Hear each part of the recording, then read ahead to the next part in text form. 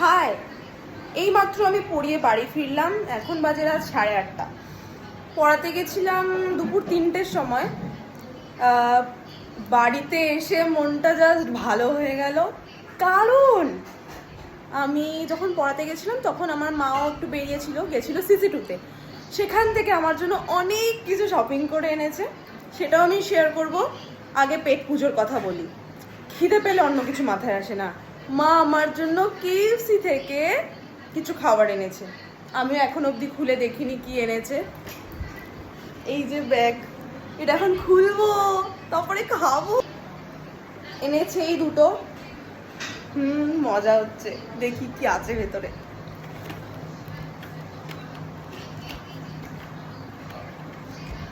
মা এটা কি আছে? Chicken popcorn.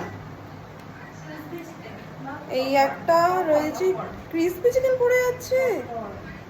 আর এটা একটা বক্স আমার জন্য এনেছে, আর একটা বক্স বোনের জন্য এনেছো তো, ওটাতেও সেম, ওটাতেও রয়েছে ক্রিসপি চিকেন। মানে হচ্ছে গিয়ে টোটাল 2 বাক্স ক্রিসপি চিকেন। মজা মজা, এখন খাবো। Bye bye. তারপরে আমি দেখাবো যে কিনা আরও কি কি এনেছে মা আমার জন্য শপিং করে। Tata tata tata.